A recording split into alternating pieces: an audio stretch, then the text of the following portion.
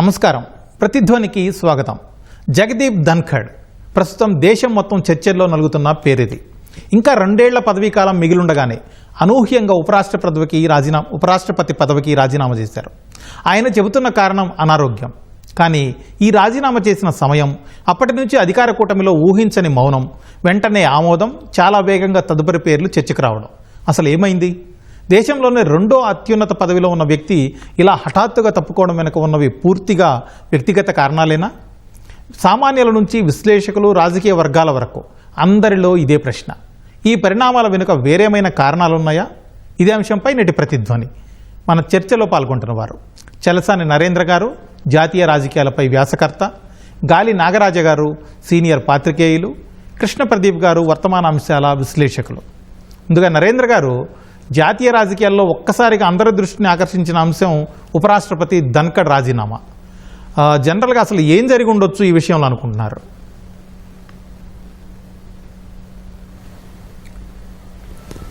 ఇది రాజీనామా జరిగిన తీరు గమనిస్తే ఆయన అనారోగ్య కారణం వలన రాజీనామా చేయలేదు.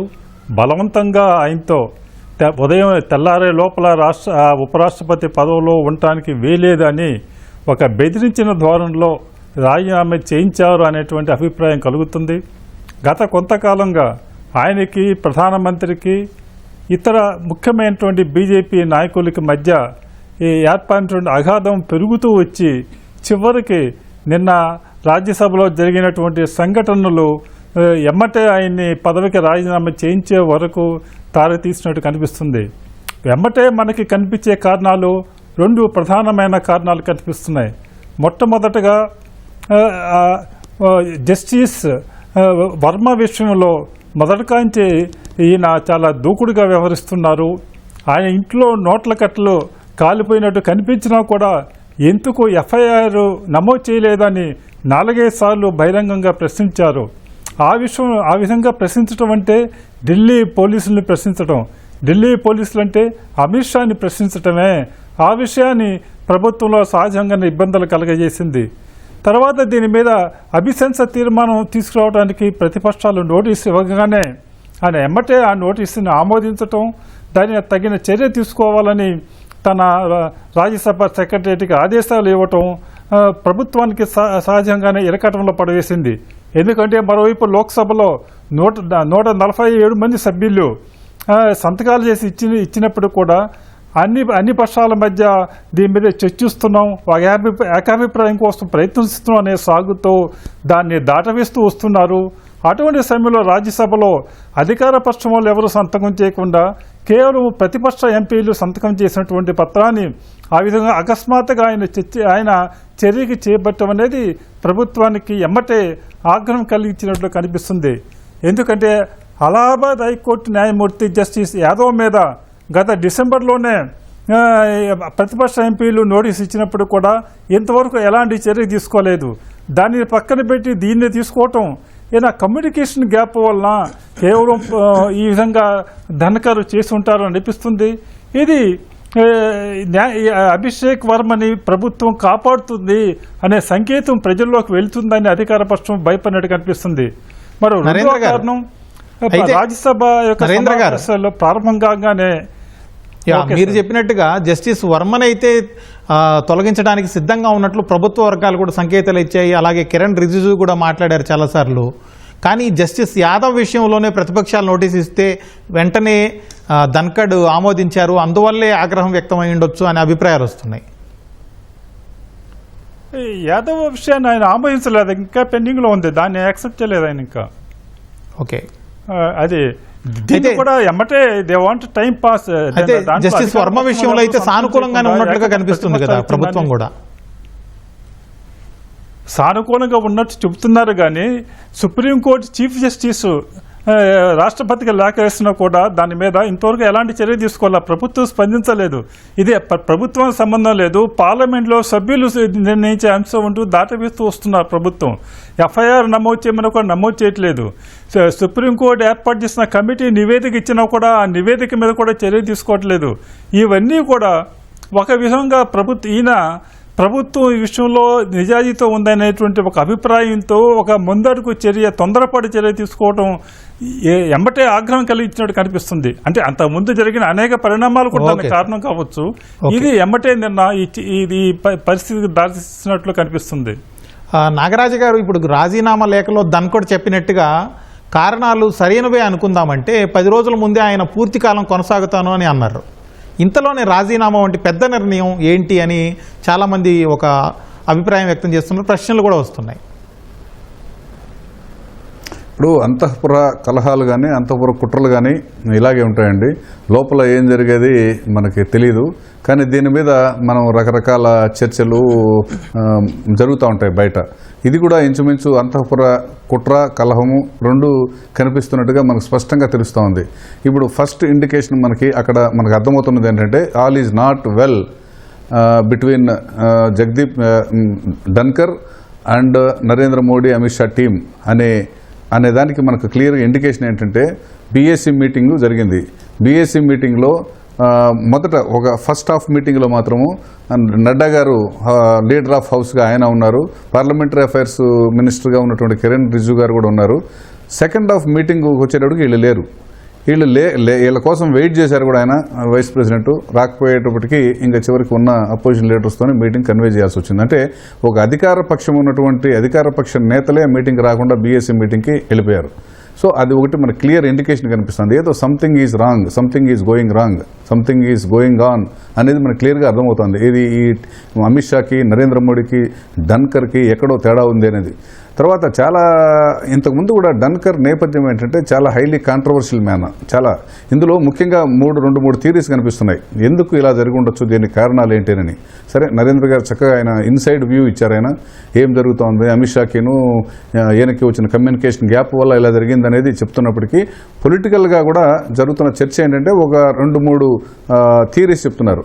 ఫస్ట్ థియరీ ఏంటంటే ఈయన రిజైన్ చేయించి అక్కడ బీహార్లో ఉన్నటువంటి నితీష్ కుమార్ని వైస్ ప్రెసిడెంట్గా తీసుకొని వస్తే కనుక అక్కడ బీహార్లో బీజేపీకి ఎక్కువ స్టేక్స్ ఉన్నాయి. ఈసారి ఫుల్ ఫ్లెడ్జ్డ్గా అక్కడ బీహార్ గవర్నమెంట్ పరిపాలించాలి అనే హై స్టేక్స్తో ఉండడం వల్ల అక్కడ ఆయన్ని తప్పించి ఉపరాష్ట్రపతిగా ఈయన చేస్తే అక్కడ మనకి ఒక వే క్లియర్ అవుతుంది. దానికోసం ఆయన రిజైన్ చేయించారని ఒక మాట చెప్తున్నారు. రెండోది ఏంటంటే ఈయన చాలా జ్యుడిషియరీతో always is rubbing with judiciary wrong shoulders. అసలు నేషనల్ జ్యుడిషియల్ అపాయింట్మెంట్స్ కమిషన్ యాక్ట్ని సుప్రీంకోర్టు రద్దు చేసినప్పుడు చాలా తీవ్రంగా సుప్రీంకోర్టు మీద విమర్శ చేశారు ఆయన. గవర్నమెంట్ వ్యూ పాయింట్కి డిఫరెంట్గా రాష్ట్రపతి, ఉపరాష్ట్రపతి, కాన్స్టిట్యూషనల్ హెడ్స్గా వాళ్ళ పరిధులు వాళ్ళకు ఉన్నప్పటికీ కూడా ఈయన చాలా దూకుడుగా జ్యుడిషియరీ ఓవర్ రీచ్ యాక్టివిజం మీద ఆయన ప్రశ్నించాడు. ఎవరెవరు పరిధులు వాళ్ళకు ఉన్నాయి పార్లమెంటరీ ప్రజాస్వామ్యంలో, సపరేషన్ ఆఫ్ పవర్స్ అంటారు. జ్యుడిషియరీకి ఉండే పవర్స్ జ్యుడిషియరీకి ఉన్నాయి, ఎగ్జిక్యూటివ్కి ఉండేవి ఎగ్జిక్యూటివ్కి ఉన్నాయి, ఈ లెజిస్లేచర్కి ఉండే లెజిస్లేచర్కి ఉన్నాయి. ఈ పరిధులు దాటి వీళ్ళు ఇట్లా రావడం అనేది ప్రజాస్వామ్యానికి చాలా నష్టం కలిగిస్తుందని గట్టిగా మాట్లాడడం కూడా జరిగింది. సో సహజంగానే ఈయనకు ఉన్న నేపథ్యం కూడా చాలా వివాదాస్పదమైన నేపథ్యం. మనం వెస్ట్ బెంగాల్లో ఆయన గవర్నర్గా మనం చూసాం. మమతా బెనర్జీతో రోజువారీ డి అంటే డి, ఆయన ఒక బీజేపీ ప్రతినిధిగా ఉన్నారని మమతా బెనర్జీ తీవ్రమైన ఆరోపణలు చేయడము, అంతకన్నా మించి అసెంబ్లీ పాస్ చేసినటువంటి బిల్స్ ఏదైతే ఉన్నాయో అవి క్లియర్ చేయకుండా మోకాలు అడ్డు వేసి అడ్డుకోవడం. ఇప్పుడు ఈయన ఏమంటున్నారంటే ప్రజాస్వామ్యంలో ప్రజల చేత ఎన్నుకోబడినటువంటి గవర్నమెంట్లను పరిపాలించడానికి ఆటంకం జ్యుడిషియరీ కలిగించకూడదు అని ఇక్కడ చెప్తూ వైస్ ప్రెసిడెంట్గా బెంగాల్ గవర్నర్గా ఏం చేశారు, అక్కడ రాష్ట్ర ప్రభుత్వం ఆమోదించినటువంటి బిల్స్ని పాస్ చేయకుండా కూర్చున్నారు. సో ఇట్లాంటి నేపథ్యం ఉన్నటువంటి మనిషి, ఈయనకు రాజకీయ నేపథ్యం కూడా కాంగ్రెస్ నుంచి బిగిన్ అయ్యారు. అసలు ఇనిషియల్గా చెప్పాలంటే దేవీలాల్ అనుచరుడు, జనతాదళ గవర్నమెంట్ ఆ పీరియడ్లో దేవీలాల్ అనుచరుడిగా రాజకీయ ప్రవేశం చేసి కాంగ్రెస్ తర్వాత ఇటు బీజేపీకి వచ్చినటువంటి నేపథ్యం ఉన్నటువంటి మనిషి ఆయన. నాగరాజు గారు, ఒకవేళ మీరు చెప్పినట్టుగా పశ్చిమ బెంగాల్ వివాదాస్పద నేపథ్యమే ఒకవేళ ఇబ్బంది అనుకుంటే ఆ తర్వాతే కదా ఆయన ఉపరాష్ట్రపతి చేశారు. అవునండి, అప్పుడు ప్రభుత్వానికి ఇబ్బంది లేదండి. మమతా బెనర్జీ పట్ల ఒక రాజకీయ వైషమ్యము, ఒక హేట్ పాలిటిక్స్ బీజేపీకిను అక్కడ మమతా బెనర్జీకి నడుస్తూ ఉంది. ముఖ్యంగా నరేంద్ర మోడీకి, అమిత్ షాకి. వాళ్ళు చేయాల్సిన పని ఇక్కడ ఏం చేశారు, అక్కడ గవర్నర్గా అక్కడ తమిళనాడులో రవి గారు చేసినట్టుగా. సో సహజంగా అక్కడ వరకు బాగానే ఉంది. ఇక్కడికి వచ్చేటప్పటికి కొంత రాజ్యసభలో నరేంద్ర గారు చెప్పినట్టు చాలా ఇరకాటంలో పెట్టే పరిస్థితి వచ్చింది. ఒకవైపు రాజ్యసభలో అపోజిషన్ లీడర్స్ ఇచ్చినటువంటి ఏదైతే తీర్మానం ఉందో దాన్ని యాక్సెప్ట్ చేసి అపోజిషన్ మెంబర్స్ మాత్రమే. అందులో అధికార ట్రెజరీ బెంచెస్ నుంచి ఎవరు సైన్ చేయనటువంటి ఒక పత్రాన్ని ఆయన నోటీసును తీసుకొని యాక్సెప్ట్ చేశారు. అది లోక్సభలో అది ఇంకా పెండింగ్లో ఉంది. ఏకాభిప్రాయం తీసుకోవాలనే నేపథ్యంతో ఒక చర్య తీసుకోకుండా వాయిదా వేస్తూ వస్తున్నారు. లోక్సభలో వాయిదా వేశారు, రాజ్యసభలో తీసుకున్నారు. నిజంగా అది కొంచెం ప్రభుత్వానికి ఇరకాటంలో ఇబ్బంది పెట్టేటటువంటి చర్యగానే కనిపిస్తోంది.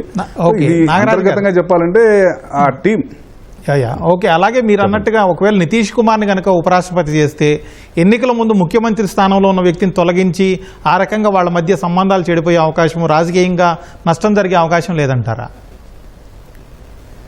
ఎట్లా ఇప్పుడు నితీష్ కుమార్ ఆయన బీజేపీ మనిషి కాదు కదా. నితీష్ కుమార్ బీజేపీ మనిషి కాకపోయినా ముఖ్యమంత్రి స్థానంలో ఉన్న వ్యక్తిని ఎన్నికల ముందు తొలగించి వేరే పదవులకు పంపిస్తే ఆ రకంగా ప్రజలు వేరేగా అర్థం చేసుకునే అవకాశం లేదా?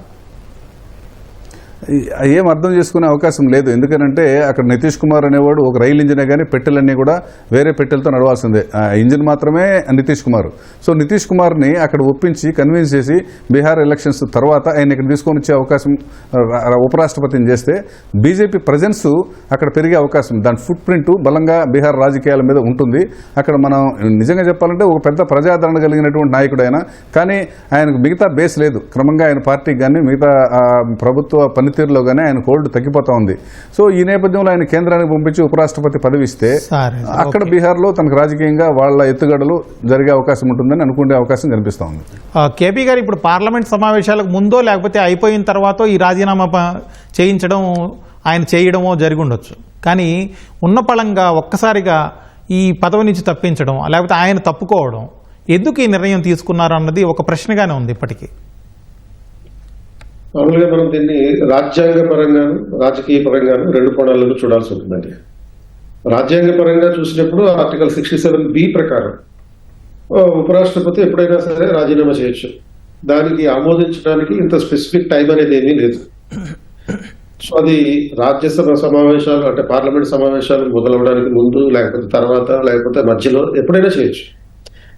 అండ్ కాబట్టి ఈ నేపథ్యంలో ఈ కాన్స్టిట్యూషనల్ పరంగా చూసినప్పుడు ధన్ఖడ్ గారు మొదటి వ్యక్తి కాదు, చివరి వ్యక్తి కూడా కాకపోవచ్చు అంటే రాజీనామా చేసే విషయం. గతంలో వివి గిరి గారు కూడా 1969లో రిజైన్ చేయడం జరిగింది. అప్పుడు ఆయన ఉద్దేశం వేరే. అప్పుడు ఆయన ఉద్దేశం ఏంటి? అప్పుడు రాష్ట్రపతిగా ఉన్నటువంటి జాకీర్ హుస్సేన్ గారు పదవిలో ఉండగా మరణించడం జరిగింది.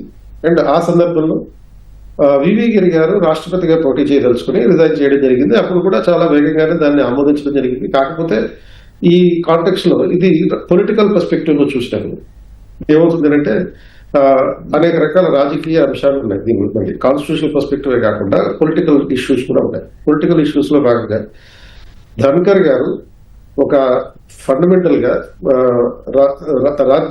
రాజ్యసభకి సంబంధించినటువంటి అధ్యక్షుడిగా వ్యవహరించడం అంటే ఉపరాష్ట్రపతి రాజ్యసభ అధ్యక్షుడిగా వ్యవహరించడం జరుగుతుంది. కాబట్టి ఈ రాజ్యసభ అధ్యక్షుడిగా వ్యవహరిస్తున్నటువంటి నేపథ్యంలో కొంత డిప్లొమాటిక్ గా కాకుండా పూర్తిగా పొలిటిసైజ్డ్ పర్స్పెక్టివ్ లో ఆయన తన అభిప్రాయాలు వ్యక్తం చేసేవారు. ఈవెన్ పర్టికులర్లీ మన సుప్రీంకోర్టుకి సంబంధించినటువంటి కాలేజియం వ్యవస్థ ఏదైతే ఉందో ఆ కాలేజియం వ్యవస్థని ఒక మిసైల్ తోటి పోల్చడం జరిగింది. ఒక డేంజరస్ మిసైల్ తోటి, న్యూక్లియర్ మిసైల్ తోటి పోల్చడం జరిగింది. దాన్ని ఇప్పటిదాకా మీరు రద్దు చేయకుండా ఏం చేస్తున్నారని చెప్పి ఆయన మొదటి సమావేశం రోజునే అధికారం చేపట్టినటువంటి మొదటి సమావేశం రోజునే రాజ్యసభ సభ్యులందరినీ ఆల్మోస్ట్ బెదిరించినంత నేపథ్యంలో మాట్లాడడం జరిగింది. కాబట్టి ఇటువంటి డైమెన్షన్స్ అంటే ఇది ఒక ఉదాహరణ. ఇలాంటి ఉదాహరణలు అనేక రకాలుగా ఉన్నాయి. ప్రస్తుతం బీజేపీ తనకున్నటువంటి పార్టీ కీలకమైనటువంటి సభ్యుల్లో అందరూ డిప్లొమాటిక్ గానే మాట్లాడుతున్నారు కానీ స్ట్రైట్ ఫార్వర్డ్ గా మాట్లాడుతున్నారు. అండ్ ఈ నేపథ్యంలో వెంటనే ఈ రాజ్యసభ చైర్మన్ గా లేకపోతే ఉపరాష్ట్రపతిగా రాజీనామా చేసినటువంటి నేపథ్యంలో ఎప్పుడైనా దాన్ని అంగీకరించవచ్చు, తిరస్కరించడం జరుగుతుంది.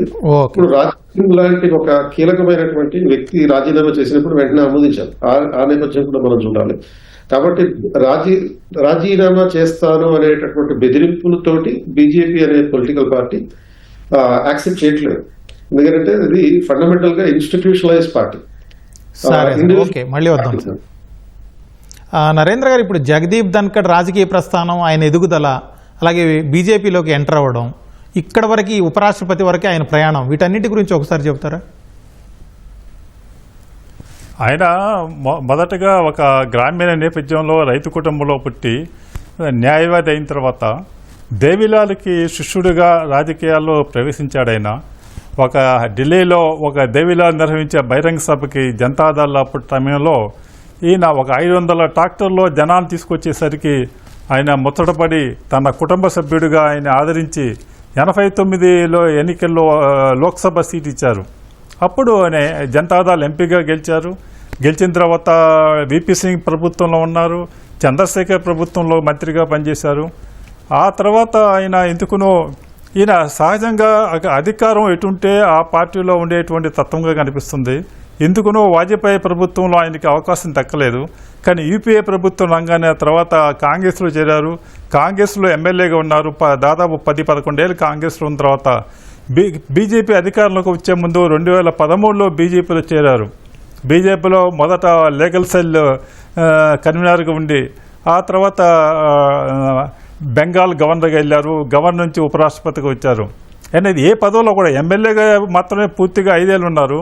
అక్కడ ఎంపీగా కానీ లేకపోతే గవర్నర్గా కానీ ఉపరాష్ట్రపతి కానీ పూర్తిగాలో ఉండలేకపోయారు. కారణాలు ఏవైనప్పుడు కూడా కేంద్ర మంత్రిగా కూడా విపి సింగ్ మధ్యలో ఈయనతో కోపం వచ్చి క్యాబినెట్ నుంచి తీశారు. ఆ విధంగా ఆయన ఒక వివాదాస్పదంగా ఏదో ఒకటి కొంచెం మనిషి జరుగుతూ వస్తున్నారు. ఆయన గ్రాస్ రూట్లో కన్నా ఎక్కువగా ఢిల్లీ వ్యవహారం, ఒక న్యాయవాదిగా ఢిల్లీ వ్యవహారంలోనే ఆరితేరినట్టు కనిపిస్తుంది. ఈ రాజకీయంగా ఆ విధంగా ఆయన ఎప్పుడు కూడా నిత్యం వార్తల్లో ఉండే విధంగా వివాదాస్పదమైన ప్రకటనలు ఇవ్వడంతో ఆయన నాయకుడి పట్ల ఆయన చాలా అంకిత భావంతో కమిటెడ్గా పనిచేస్తున్నా కూడా వాళ్ళ నాయకులను కూడా ఇబ్బందుల్లో గురిచేసే విధంగా అనేక సందర్భాల్లో వ్యవహరిస్తూ వచ్చి ఇప్పుడు ఉపరాష్ట్రపతిలో ఉన్నప్పుడు కూడా ఆ హోదాకి ఉపరాష్ట్రపతిగా మొదటి రోజే ఆయన ఇందాక చెప్పారు నాగరాజు గారు, న్యాయవాదులకు సంబంధించిన బిల్లు జ్యుడిషియల్ అకౌంట్ బిల్లుని విమర్శించడం ద్వారా అనేకమైనటువంటి వివాదాస్పద ప్రకటనలు చేసి ప్రభుత్వాన్ని ఇబ్బందులు పడవేస్తూ వచ్చారు. Okay sir. నాగరాజు గారు, ఇప్పుడు నరేంద్ర గారు చెప్పినట్టు ఒకసారి ధన్ఖడ్ గారి ప్రొఫైల్ పరిశీలిస్తే రాజకీయ నేపథ్యమే కాదు, అలాగే సుప్రీంకోర్టు న్యాయవాదిగా కూడా ఆయన చాలా అనుభవం సాధించినటువంటి వ్యక్తి. ఆయన జర్నీ పైన మీ పరిశీలన ఏంటి? అదే జనరల్గా ఏంటంటే ధన్కర్ గారు ఒక అవుట్ స్పోకన్ లీడర్ అండి. ఆయన అవుట్ స్పోకన్ లీడరు. ఒక పార్టీ ఫ్రేమ్లో ఇమిడియేట్ అటువంటి మనస్తత్వం లేదండి ఆయనకి. ఒక పార్టీలో పనిచేయాలి అంటే కనుక దానికి ఒక నిబద్ధత, ఒక డిసిప్లిను, వాళ్ళు ఉల్లాసం పార్టీ లైన్ ఒకటి ఉంటుంది. బీజేపీలో అయితే పార్టీ లైన్ కన్నా కూడా అక్కడ ఉన్నటువంటి అమిత్ షా, నరేంద్ర మోడీ గారు వీళ్ళ వేవ్ లెంగ్త్లో లోబడి పనిచేయాలి. అది మళ్ళీ వేరే ఇంకొక రకమైనటువంటి సపరేట్ లేయర్ ఆఫ్ సిస్టమ్. ఈ 2 లేయర్లలో ఇమ్మడలేకపోతే కనుక ధన్కరే గారు కాదు ఎవరైనా కానీ కష్టమండి. మనం చూసాం, మనం అద్వానీ గారిని చూసాము, చివరికి వెంకయ్యనాయుడు గారిని చూసాం, మురళీ మనోహర్ జోషి గారిని చూసాం. వెంకయ్యనాయుడు గారిని అయితే వైస్ ప్రెసిడెంట్గా వచ్చిన మనిషిని రాష్ట్రపతి కానికుండా రకరకాల కారణాలు ఏమైనా చెప్పచ్చు. మనం రాష్ట్రపతిగా ఒక మహిళ, ట్రైబల్ ఆదివాసీ మహిళను తీసుకొని రావాలి, కారణం ఏదైనా చెప్పచ్చు. కానీ సహజంగా వాళ్ళ వేవ్ లెంగ్త్ నుంచి సెట్ కాకపోతే ఎటువంటి వాళ్ళని తీసి అవతల పడేస్తారండి బీజేపీలో. సో ధన్కర్ గారి మనస్తత్వం ఏంటంటే విప్ అనే సిస్టమ్ని ఆయన వ్యతిరేకించారండి. పార్టీ విప్, పార్లమెంట్లోనూ చట్టసభల్లోనూ విప్ ఉండడం ఇది ప్రజాస్వామ్యానికి వ్యతిరేకం, నియంతృత్వం. ఇది ప్రజలు ఒక అసెంబ్లీకి, పార్లమెంట్కి ఎందుకు పంపిస్తారంటే తన అభిప్రాయాన్ని వ్యక్తం చేయమని ప్రజల తరపున. విప్ ఇస్తే ఓ పార్టీ లైన్ నువ్వు కట్టుబడి ఉండాలి, లేదంటే నేను సస్పెండ్ చేస్తాం అని బెదిరించడం అనేది ఇది పార్లమెంటరీ ప్రజాస్వామ్యానికి విప్ అనేది వ్యతిరేకం అని మాట్లాడినటువంటి అరుదైన నాయకుల్లో ధన్కర్ గారు కూడా. సో ఆయన నేపథ్యం అలాంటిదండి అది. ఓకే నాగరాజు గారు, అలాగే ఇప్పుడు ఇంత అవుట్ స్పోకెన్గా ఉన్నటువంటి ధన్ఖడ్ అలాగే పార్టీలో చేరిన తక్కువ సమయంలోనే ఆయనకి గవర్నర్ కావచ్చు, ఉపరాష్ట్రపతి పదవి కావచ్చు, ఇలాంటివన్నీ బీజేపీ ఎలా ఇచ్చింది? ఎలా ఇచ్చిందంటే ఆ వేవ్ లెంగ్త్లో అప్పటి వరకు పనిచేయగలిగారండి. వాళ్ళు మెప్పు పొందగలిగే పరిస్థితి వరకు బాగానే ఉంటుందండి. రాజుగారి దగ్గర మనము ఆయన అనుగ్రహం ఉన్నంత వరకు బాగానే ఉంటుందండి. ఆగ్రహం వస్తే వెంటనే తీసి అవతల పడేస్తారు. రెండూ జరుగుతాయి. ఇప్పుడు జరిగింది అదే. నరేంద్ర మోడీ గారి దగ్గర వాళ్ళ మన్ననలు పొందినంత వరకు లీడర్లో పైకి వెళ్ళారు. ఎందుకు వెళ్ళారంటే అక్కడ మమతా బెనర్జీని చాలా గట్టిగా ఎదుర్కొన్నాడు ఆయన. ఒక రకంగా చెప్పాలంటే గవర్నర్ స్థాయి, రాజ్యాంగ పరిధి దాటి ఒక బీజేపీ నాయకుడిగా అక్కడ మమతా బెనర్జీని సవాల్ చేసి ఆ రకంగా ఆయన మెప్పు పొందాడు మోడీ గారికి, అమిత్ షాకి. అందుకని ఈ ఉపరాష్ట్రపతిగా వచ్చాడు. ఉపరాష్ట్రపతిగా వచ్చిన తర్వాత ఈ సెట్లో, ఈ ఫ్రేమ్లో ఆయన ఇమ్మలేకపోవడం వల్ల బయటికి వెళ్ళాల్సిన పరిస్థితి కనిపిస్తోందండి. కేపీ గారు, ఇప్పుడు ఇంతకుముందే మీరు చెప్పారు ఉపరాష్ట్రపతి కావచ్చు, ఏ పదవైనా కావచ్చు, రాజీనామా చేసిన తర్వాత ఇంత కాలం అనేమీ లేదు, వెంటనే ఆమోదించవచ్చు అని చెప్పి. కాకపోతే ఉపరాష్ట్రపతిగా ఉన్నారు, మరో 2 ఏళ్ల పదవీ కాలం ఉంది. ఇట్లాంటి సమయంలో ఆయన రాజీనామా సమర్పించగానే ఒక్కరోజు కూడా ఆగకుండా, లేకపోతే నా నచ్చజెప్పే ప్రయత్నం ఏమీ లేకుండానే వెంటనే ఆమోదించడం, ఈ పరిణామాలన్నీ చూస్తే ఏమనిపిస్తుంది మీకు? అంటే సిద్ధాంతపరంగా చూసినప్పుడు మనకి భారతదేశంలో ఉన్నటువంటి పార్లమెంటరీ ఫార్మ్ ఆఫ్ గవర్నమెంట్ లో ప్రధానమంత్రి, మంత్రిమండలి, రియల్ ఎగ్జిక్యూటివ్, వాస్తవ కార్యనిర్వహణ, రాష్ట్రపతి నామమాత్రపు కార్యనిర్వహణ. సో ఆయన రబ్బర్ స్టాంప్ గా మాత్రమే చూస్తాం. మరి ఆ రబ్బర్ స్టాంప్ కి అసిస్టెంట్ గా ఉండేటటువంటి ఉపరాష్ట్రపతి. సో ఉపరాష్ట్రపతి వల్ల డైరెక్ట్ గా మనకి ఎటువంటి ప్రయోజనం లేదు.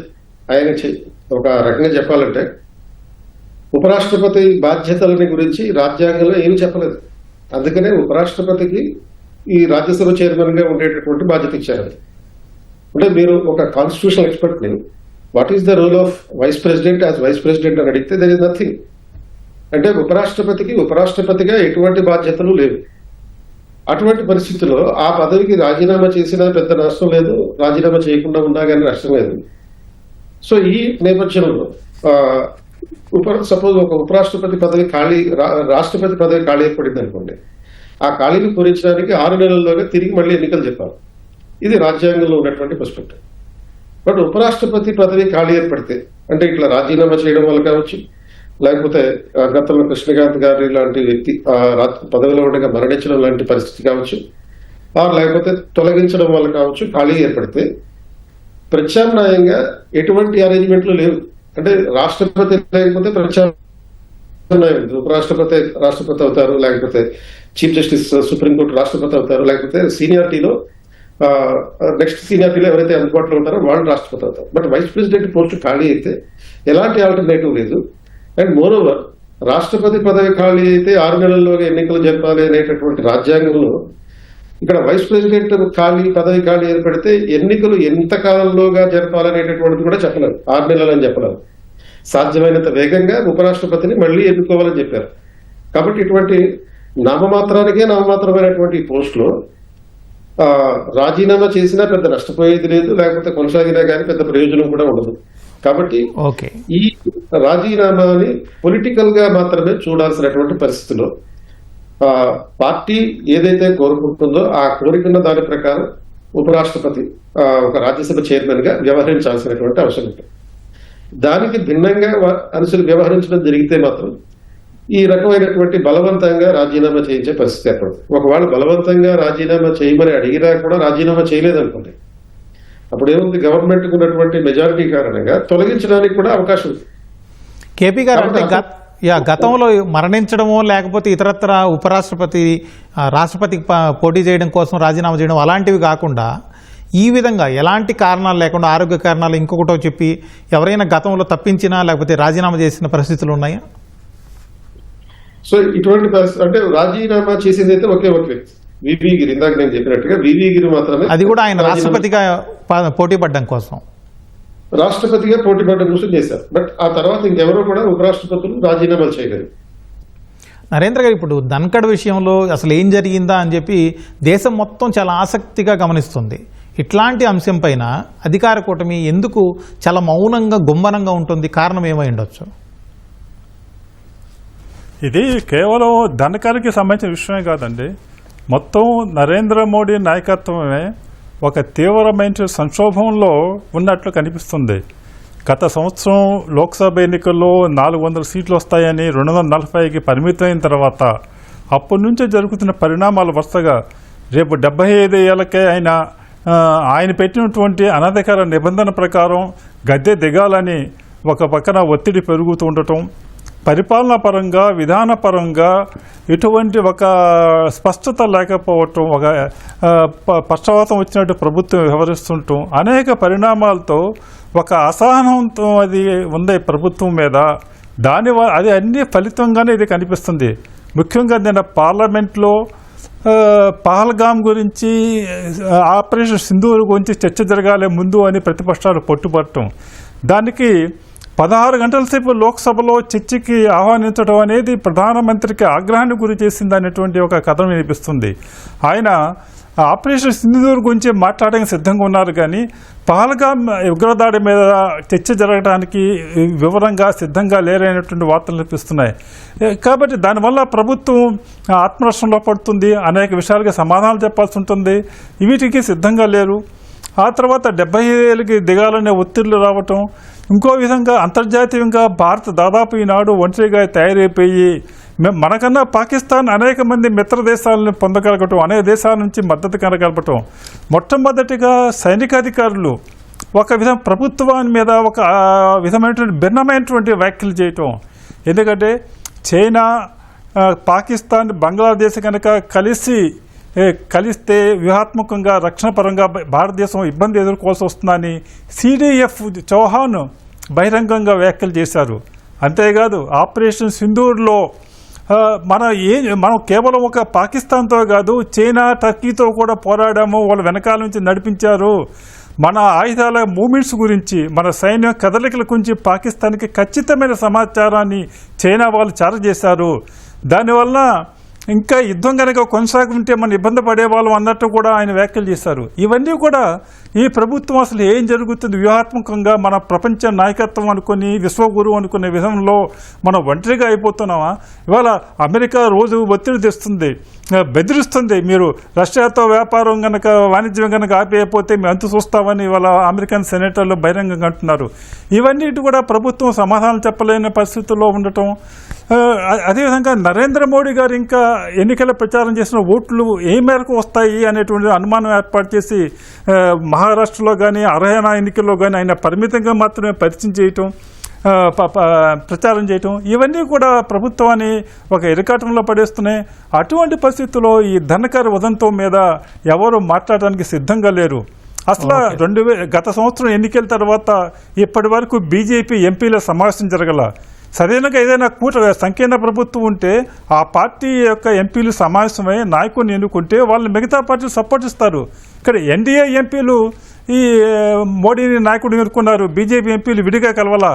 ఇప్పటి వరకు బీజేపీ ఎంపీలు సమావేశం ఏర్పాటు చేస్తే కనీసం 50 మంది ఎంపీలు ప్రభుత్వ విధానాలను ప్రశ్నించడానికి సిద్ధంగా ఉన్నారనేటువంటి వార్తలు వినిపిస్తున్నాయి. నరేంద్ర గారు అంటే వాళ్ళందరినీ అవాయిడ్ చేసే ప్రయత్నం చేస్తున్నారు. నరేంద్ర గారు, మీరు అన్నట్టుగా ఒకవేళ నరేంద్ర మోదీ నాయకత్వానికి గనక బీజేపీలో కానీ కూటమిలో, వాళ్ళ ఎన్డీఏ కూటమిలోనూ ఇతరత్ర సవాళ్లు ఎదిరించే పరిస్థితి ఎవరైనా ఉంటే, ఒక్కరైనా ఎవరైనా బహిరంగంగా మాట్లాడారా? అలాంటి పరిస్థితి ఉందా అసలు? అలాంటి పరిస్థితి లేనప్పుడు ఎందుకు ధనకడ్ విషయంలో నిజంగా కనుక మీరు అన్నట్టుగా అలాంటి పరిస్థితి ఉంటే ధనకడ్ విషయంలో ఎవరో ఒకరు మాట్లాడేవాళ్ళు కదా? ఎవరు లేరు. ఎవరు ఒకవేళ అలాంటి పరిస్థితి ఉంటే ధనకడ్ విషయంలో మాట్లాడేవాళ్ళు కదా?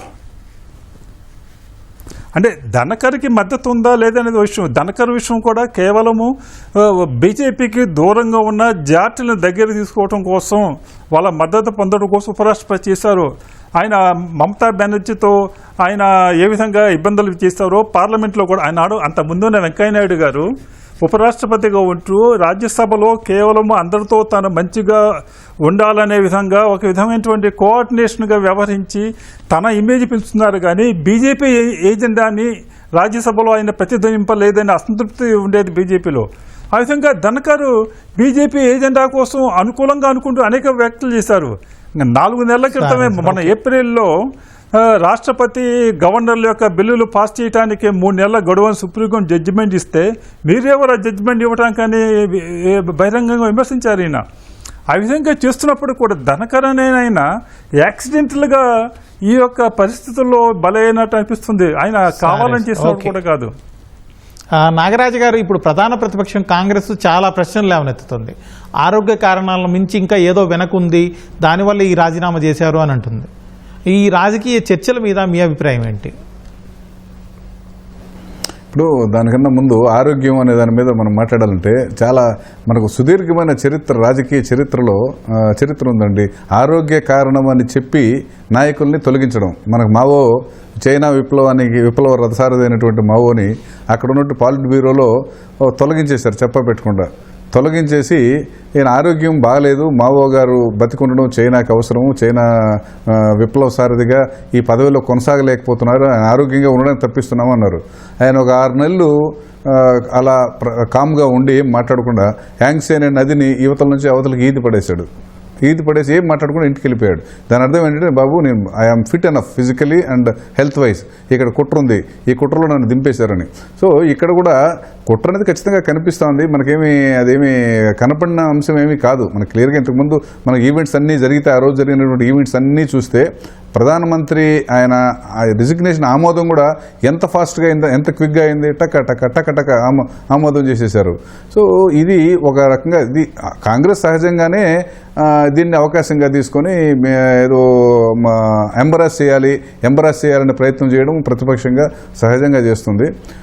డన్కడ్ నేపథ్యం అదండి, వివాదాస్పద నేపథ్యం ఉన్నప్పుడు కాంగ్రెస్ దాన్ని ఎన్కాష్ చేసుకోవాలని చూడడం సహజమే కదా. Okay sir. కేపీ గారు, ఇప్పుడు ఒక రాష్ట్రానికి గవర్నర్గా చేయడం వేరు, దేశానికి ఉపరాష్ట్రపతిగా అలాగే పెద్దల సభ చైర్మన్గా ఉండడం వేరు. అసలు ఈ రోల్లో ధన్కడ్ ఏ విధంగా ఉన్నారు? ఆయన మీ అబ్జర్వేషన్ ఏంటి? ఉపరాష్ట్రపతికి ఏ విధంగా చేశారు? సో ఒక రకంగా చెప్పాలంటే ప్రాక్టికల్గా చూస్తే ఉపరాష్ట్రపతి కన్నా గవర్నర్ ఎక్కువ పవర్ఫుల్. అంటే ఆర్డర్ ఆఫ్ ప్రెసిడెన్స్ అనేది ఒకటి ఉంటుంది. ఆర్డర్ ఆఫ్ ప్రెసిడెన్స్ ప్రకారం ఉపరాష్ట్రపతి రాష్ట్రపతి తర్వాత హోదా అయినప్పటికీ కూడా కొన్ని సందర్భాల్లో రాష్ట్రపతికి కూడా లేనటువంటి అధికారాలు గవర్నర్కి ఉన్నాయి. అంటే లైక్ డిస్క్రిషనరీ పవర్స్ అంటాం. ఆ డిస్క్రిషనరీ పవర్స్ గవర్నర్ కూడా, రాష్ట్రపతికి కూడా ఉండవు, గవర్నర్కి ఉంటాయి. ఇక ఉపరాష్ట్రపతికి ఇందాక చెప్పినట్టుగా అసలు ఎటువంటి రోలు రాజ్యాంగం ద్వారా లేదు, ఓన్లీ ఒక రాజ్యసభ చైర్మన్ గా మాత్రమే ఉంటుంది. అండ్ ఆ పొజిషన్ అనేది స్పీకర్ తో సమానంగా ఉంటుంది. సో ఈయన రాజ్యసభ అధ్యక్షుడు అయిన తర్వాత వ్యవహార శైలి ఏదైతే ఉంటుందో అది కొంతవరకు ఏకపక్షంగానే జరిగింది. అంటే ఏకపక్షంగా అంటే అధికార పార్టీకి అనుకూలంగాను, లేకపోతే ప్రభుత్వానికి అనుకూలంగా ఏదైనా మాట్లాడితే దాన్ని వ్యతిరేకించడం గాను, లేకపోతే పర్టికులర్ గా ఈయన మొదటి సమావేశంలో రోజులోనే సుప్రీంకోర్టు మీద చేసినటువంటి తీవ్రమైన వ్యాఖ్యలు అండ్ పర్టికులర్ గా మన కాలేజియం వ్యవస్థ మీద చేసినటువంటి కొటేషన్ స్టేట్మెంట్స్ ఏవైతే ఉన్నాయో కొంతవరకు మన సెపరేషన్ ఆఫ్ పవర్స్ థియరీని దెబ్బతీసే విధంగా ఉంటుంది. అంటే సెపరేషన్ ఆఫ్ పవర్స్ అంటే అధికారాలని లెజిస్లేచర్, ఎగ్జిక్యూటివ్, జ్యుడిషియరీ మధ్య వేరు చేసేటటువంటి పద్ధతి. సో ఈ మూడు కూడా ఎగ్జిక్యూటివ్, లెజిస్లేచర్, ఎగ్జిక్యూటివ్, జ్యుడిషియరీ అనేది కీ రోల్స్ ప్లే చేస్తాయి ఒక డెమోక్రటిక్ సిస్టమ్ లో. సో ఈ ప్రజాస్వామ్య వ్యవస్థలో మరి చర్చల ఆధారంగా పరిపాలన జరగాలి కానీ ఇటువంటి ఆధిపత్య ధోరణుల ఆధారంగా చర్చలు జరిగితే అక్కడ పరిపాలన జరిగితే కుదరదు. సో ఇటువంటి నేపథ్యంలో ఇప్పుడు సపోజ్ కొన్ని బిల్స్ అప్రూవ్ చేయించే విషయంలో, అంటే ఫర్ ఎగ్జాంపుల్ మన క్రిమినల్ యాక్ట్స్ ఉన్నాయి. అంటే దట్ ఇండియన్ పీనల్ కోడ్ స్థానంలో లేకపోతే క్రిమినల్ ప్రొసీజర్ కోడ్ స్థానంలో వచ్చినటువంటి భారతీయ సాక్షి ఇండియన్ ఎవిడెన్స్ యాక్ట్ స్థానంలో కొత్తగా వచ్చినటువంటి ఈ మూడు చట్టాలని, కొత్త చట్టాలని, ఏదైతే భారతీయ న్యాయ సంహిత ఇటువంటి చట్టాలు ఏవైతే ఉన్నాయో అవి ఆమోదింపచేసే ప్రక్రియలో చాలా మంది ఎంపీలు, రాజ్యసభ ఎంపీలని సస్పెండ్ చేసి మరి వాటిని అప్రూవ్ చేయించడం జరిగింది. అంటే ప్రతిపక్ష నాయకుల్ని, ప్రతిపక్ష సభ్యుల్ని సస్పెండ్ చేసి మరి వీటిని అప్రూవ్ చేయించడం జరిగింది. సో ఇటువంటి కొన్ని విషయాల్లో ప్రభుత్వానికి అనుకూలంగా పనిచేశారనేటటువంటి ఒక వాదన ఉంది. అట్ ద సేమ్ టైం అయితే ఈ మధ్యకాలంలో వస్తున్నటువంటి ఈ పరిస్థితుల నేపథ్యంలో ప్రభుత్వ అభిప్రాయాలకి ఈయన అభిప్రాయాలకి ఒక సమైక్యత, ఏకరూపత కుదరడం లేనటువంటి పరిస్థితి. కాబట్టి ఈ నేపథ్యంలో పార్లమెంటరీ గవర్నమెంట్ లో ప్రధానమంత్రి ఏదైతే కోరుకోవడం జరుగుతుందో ఆ కోరుకున్న విధంగానే అధికార పార్టీ సభ్యులు ఉండాలి. అదేవిధంగా ఈ రాష్ట్రపతి వ్యవహరించాలి, ఉపరాష్ట్రపతి వ్యవహరించాలి. సో రాష్ట్రపతికి ప్రధానమంత్రికి కానీ కాన్ఫ్లిక్ట్ వస్తే రాష్ట్రపతి పదవి నుంచి తప్పుకునేటటువంటి పరిస్థితి ఏర్పడుతుంది. అటువంటిది ఉపరాష్ట్రపతి ప్రధానమంత్రికి లేకపోతే మిగతా మంత్రి మండలికి విరుద్ధంగా వ్యవహరించేటటువంటి ప్రయత్నం జరిగితే కంపల్సరీగా తప్పుకోవాల్సినటువంటి పరిస్థితి ఏర్పడుతుంది. కనుక ఇన్స్టిట్యూషనలైజేషన్ చేసే ప్రాసెస్, అంటే సంస్థాగతం చేసే పద్ధతులు, ఈ సంస్థాగతం చేసేటటువంటి ప్రాసెస్ లో వ్యక్తిగత అభిప్రాయాలకి ప్రాధాన్యత ఇవ్వడం అనేటటువంటిది ఇక్కడ అధికార పార్టీ సహించలేనటువంటి విషయం. కనుక ఇప్పుడు జరిగినటువంటి పరిస్థితి కనపడుతుంది. నరేంద్ర గారు, ఇప్పుడు సైద్ధాంతిక ప్రాతిపదిక నిలబడడం అలాగే నాయకత్వాల కింద పనిచేయడం అనేది ఈ రెండు వేరువేరు. ఇట్లాంటి విషయాల్లోనే ఏదో జరిగింది అనే అంచనాలు, విశ్లేషణలు వస్తున్నాయి. దీనిపైన మీ అభిప్రాయం ఏంటి? అసలు మన దేశంలో ఇవాళ గత 20 సంవత్సరాలుగా రాజకీయ పార్టీలు ఏవి కూడా సైద్ధాంతిక ప్రాతిపదికన కలవటం కానీ పనిచేయటం కానీ జరగట్లా. కేవలం ప్రాంతీయ పార్టీలు అయితే ఒక కుటుంబ ఆస్తులుగా పనిచేస్తున్నాయి. జాతీయ పార్టీలు అయితే ఒక కుటుంబమో ఒకరిద్దరు వ్యక్తులు వాళ్ళకి సంబంధించిన పార్టీలకి మాత్రమే పనిచేస్తున్నాయి. వాళ్ళే విధాన నిర్ణయాలు. ఈ మధ్య తాజాగా ఒక ఐసీఆర్ డైరెక్టర్ గారిని అడిగాను నేను, ఏ విధంగా అగ్రికల్చర్ పాలసీలు తీసుకుంటారని. ఆయన చెప్పాడు అనమాట. ఒకసారి నేనే ఒక జాయింట్ సెక్రటరీ లెవెల్ ఆఫీస్ని పిలిచి మీ పాలసీ డెసిషన్ ఎలా ఉంటుంది ప్రభుత్వంలో, నేను మా దాంట్లో లెక్చర్ ఇమ్మన్నాను. ఆయన ఏం చెప్పారంటే పాలసీ డెసిషన్ ఏముంటుంది, మంత్రి, సెక్రటరీ, జాయింట్ సెక్రటరీ ఏదంటే అదే పాలసీ. కాబట్టి వేరే వాళ్ళ రాజకీయ ప్రయోజనాలు కావచ్చు, ఇతరితర ఆర్థిక ప్రయోజనాలు కావచ్చు, వెస్టెడ్ ఇంట్రెస్ట్లు కావచ్చు, వాటి ప్రకారమే పాలసీలు ఉన్నాయి. వాళ్ళ ప్రభుత్వాలు అన్నీ కూడా అలాగే పనిచేస్తున్నాయి. పివి నరసింహరావు ప్రభుత్వం దగ్గర నుంచి ఈనాడు ప్రభుత్వం వరకు కూడా ఆర్థిక విధానంలో కానీ కీలకమైనటువంటి అంశాల్లో పెద్దగా సిద్ధాంతపరమైనటువంటి విభేదాలు తేడాలు ఏం లేవు. ఆ కేవలం వ్యక్తులు, ప్రయోజనాలు, వాటిని ఎవరికి ప్రయోజనం కలిగించాలి అనే విషయాల్లోనే కొన్ని భేదాలు ఉండవచ్చు, తేడాలు ఉండవచ్చు. వాళ్ళ పొలిటికల్గా రాజకీయ ప్రయోజనాలు ఏ విధానం అయితే వాళ్ళకి పనిచేస్తుంది అనేది బట్టి తీసుకోవచ్చు. ఈ విధంగా జరుగుతుంది.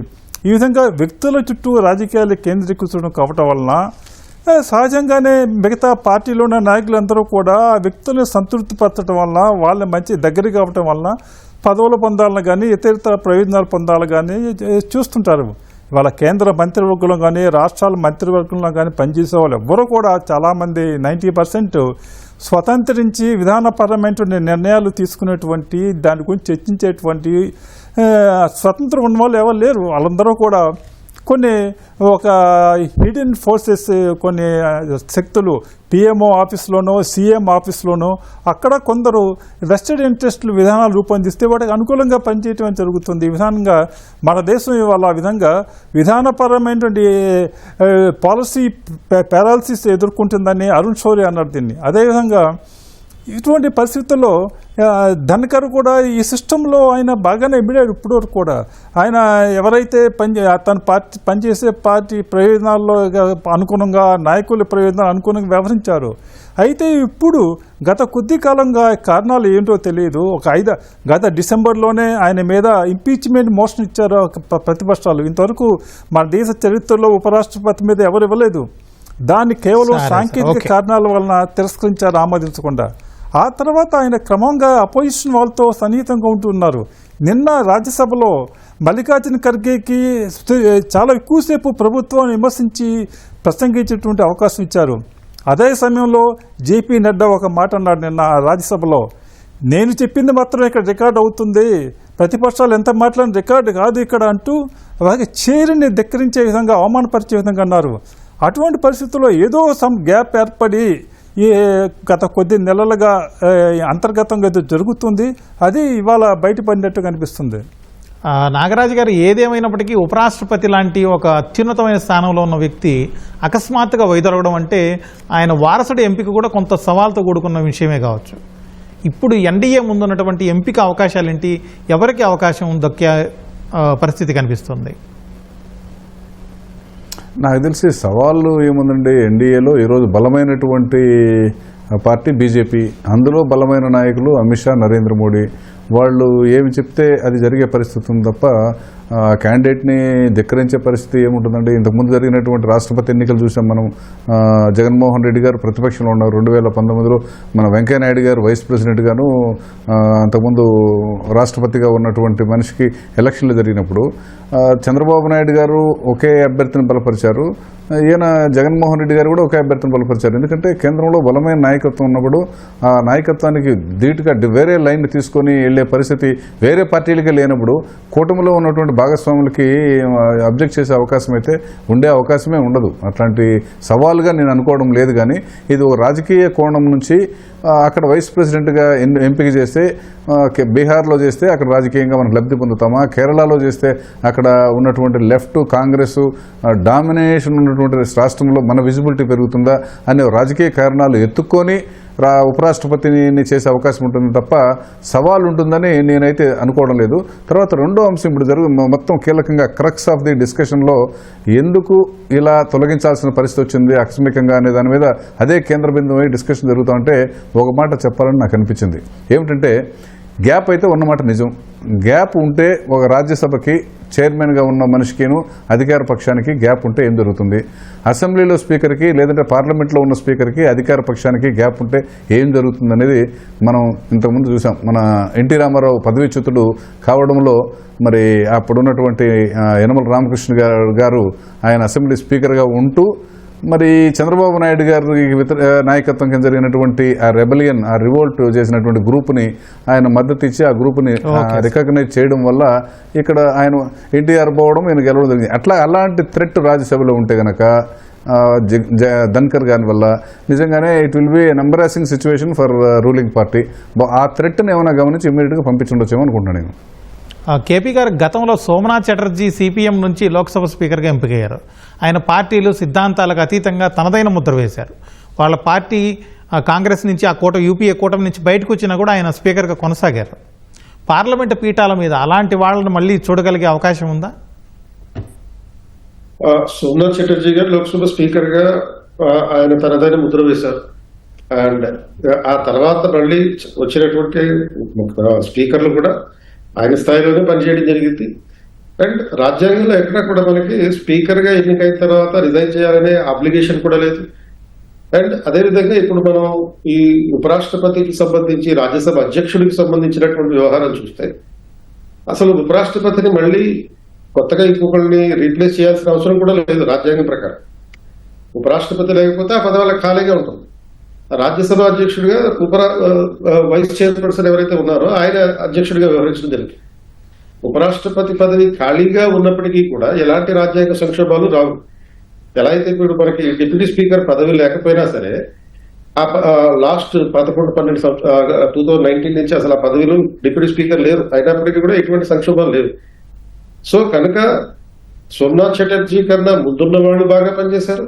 అండ్ సోమనాథ్ చటర్జీ తర్వాత ఉన్నటువంటి ప్రస్తుత స్పీకర్తో సహా అందరూ బాగానే పనిచేస్తున్నారు. రాజకీయంగా తటస్థంగానే ఉన్నారు. అండ్ కంపల్సరీగా రిజైన్ చేయాలి, తమ పార్టీకి రిజైన్ చేయాలనే అప్లికేషన్ లేదు. ఈ అప్లికేషన్ అనేది మనకి ఓన్లీ బ్రిటన్ లో ఉన్నటువంటి పార్లమెంట్ లో హౌస్ ఆఫ్ కామన్స్ లో ఏదైతే ఉంటుందో దాంట్లో మాత్రమే ఈ అప్లికేషన్ ఉంటుంది. Once you are a speaker you have to resign your party అని చెప్పి. అది ఇండియాలో అప్లికేషన్ కాదు. బట్ తటస్థంగా వ్యవహరించడంలో మాత్రం ప్రతి స్పీకర్ కూడా కీలకమైనటువంటి పాత్ర నిర్వహించడం జరిగింది. స్వతంత్ర ప్రతిపత్తితోనే పనిచేయడం జరిగింది. సాధ్యమైనంత వరకు అంటే ఈ స్పీకర్ ని రాజ్యసభ చైర్మన్ లేకపోతే వైస్ చైర్పర్సన్ ఎవరైతే ఉంటారో వీళ్ళు సాధ్యమైనంత వరకు రాజకీయ తటస్థతని పాటిస్తూనే పనులు చేయడం జరిగింది. ఇప్పుడు సపోజ్ మనకి ఇంతకు ముందున్నటువంటి రాజ్యసభ అధ్యక్షుడు లేకపోతే ఉపరాష్ట్రపతి అయినటువంటి శ్రీ వెంకయ్య నాయుడు గారు, సో ఆయన ఎంత తటస్థంగా పనిచేశారు. అండ్ ఆయన పనిచేసినంత క్రియాశీలకంగా కానీ వేగంగా నిర్ణయాలు తీసుకునే విషయాలు కానీ నాకు గతంలో ఎటువంటి ఎగ్జాంపుల్స్ కనపడలేదు. అంటే అగ్రెసివ్ గా ఉండేవారు కానీ అగ్రెషన్ అనేది ఎప్పుడు చూపించేవారు కాదు. అంటే వేగంగా నిర్ణయాలు తీసుకునేవారు కానీ దాడులు చేసే విధంగా ఇటువంటి పద్ధతిలో వ్యక్తిగత కోపతాపాలు లేకపోతే ఆవేశాలు పడేటటువంటి పద్ధతులు కాకుండా చాలా నిజాయితీగా పనిచేయడం జరిగింది వెంకయ్య నాయుడు గారు. సో అటువంటి వాళ్ళు అంటే ఓన్లీ సోమనాథ్ చటర్జీ మాత్రమే మనకి ఏకైక స్పీకర్ కాదు అంత నిజాయితీగా పనిచేసిన వాళ్ళు. స్పీకర్ గారి నుంచి జీవి మౌలంకర్ అయినటువంటి మొదటి స్పీకర్ అయినటువంటి జీవి మౌలంకర్ గారి నుంచి తీసుకుంటే ఆ తర్వాత ఇప్పుడు ప్రస్తుతం ఉన్నటువంటి స్పీకర్ తో సహా అందరూ ఉత్తమంగానే పనిచేయడం జరిగింది. అండ్ ఆ రాజకీయ తత్వాన్ని కూడా పాటించడం జరిగింది. నరేంద్ర గారు, ఇప్పుడు చివరిగా చెప్పండి, ఈ పరిస్థితుల్లో ఉపరాష్ట్రపతిగా ఏ రాష్ట్రం నుంచి ఎవరికి అవకాశం ఉండొచ్చు? మీ అంచనాలు ఏంటి పరిశీలన ప్రకారం? అంటే దానికి అంతగా మనం ఊహించడం కష్టం అండి. ఉన్న వాళ్ళ రాజకీయ అవసరాల ప్రకారం ఎమ్మటే వాళ్ళ బీహార్ ఎలక్షన్ బీజేపీ వాళ్ళ ప్రతిష్టాకరంగా ఉంది. మిగతా ఏ రాష్ట్రంలో ఓడినా గెలిచినా కూడా పెద్దగా రాజకీయంగా ఇబ్బంది లేదు. కానీ బీహార్లో కనుక ఇప్పుడు ఉన్న పరిస్థితుల్లో ఇవాళ ఎన్డీఏ గెలవటం అసంభవం అని అందరూ చెప్తున్నారు. వాళ్ళు అన్ని సర్వేలు చెప్తున్నాయి, అందరూ కూడా చెప్తున్నారు. దానికి ప్రధాన కారణం అంటే నితీష్ కుమార్ యొక్క పరిపాలన అనేది ఇప్పటివరకు ఏదే అడ్వాంటేజ్ ఉందో అదే అతను పరిపాలించలేకపోతున్నాడు. అతని పరిపాలన పట్ల ప్రజల్లో తీవ్ర వ్యతిరేకత ఏర్పడింది అనే అభిప్రాయం ఉంది. నితీష్ కుమార్ తప్పించి కాకుండా బీజేపీ సొంతంగా పోటీ చేసేటువంటి అక్కడ అవకాశం కూడా లేదు. ఇలాంటి పరిస్థితుల్లో ఇప్పుడున్న వైస్ చైర్మన్ చేస్తారా, లేకపోతే ఇప్పుడు కేపీ గారు చెప్పినట్లు ఈ బీహార్ ఎలక్షన్ వరకు ఈ ఉపరాష్ట్రపతి ఎన్నికల్ని జరపకుండా వాయిదా వేస్తారా? చూడాలి వాళ్ళ అవకాశాలు.